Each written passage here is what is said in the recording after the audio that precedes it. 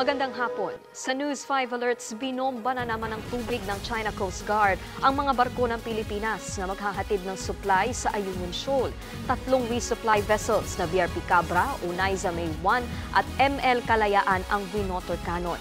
Ayon kay Philippine Coast Guard spokesperson for the West Philippine Sea, Commodore J. Tariela, lubhang napuruhan ang ML Kalayaan kaya nagka-engine problem. Kinundena ng mga senador ang agresibong kilos ng China, gayon din ng Amerika. Regular nang naghatid ng supply ang Philippine Coast Guard sa BRP Sierra Madre na nakadaong sa Ayungin. Nitong Nobyembre lang nang bombahin din ng tubig ng China ang resupply vessels ng Pilipinas sa lugar. Sa ibang balita, nahanap na ang bangkay ng nawawalang pasahero na bumagsak sa eroplano sa San Mariano, Isabela. Pasado alas 9 ngayong umaga, na-detect ng K9 trackers ang bangkay ni Irma Escalante. Nakita ito 200 meters mula sa crash site.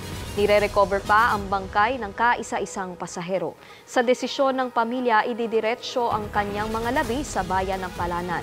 Nauna nang na-recover ang bangkay ng piloto. November 13 nang bumagsak ang Piper aircraft na nag-take off sa Kawayan at pupunta sana ng Palanan. Para sa iba pang mga balita, pumunta lang sa news5.com.ph, pati na rin sa News 5 Facebook, YouTube, TikTok at X social media pages. Ako po si Nikki de Guzman at narito naman ang mga dapat abangan mamaya sa Frontline Pilipinas Weekend. Resupply vessels ng Pilipinas, binomba na naman ang tubig ng China Coast Guard sa Ayungin Shoal. Senior citizen na nakulong dahil umano sa paglabag ng SSS law, iniinda pa rin daw ang trauma ilang araw matapos makalaya. Catherine Bernardo, ikalawang Pinay celebrity na aabot sa 20 million ang IG followers.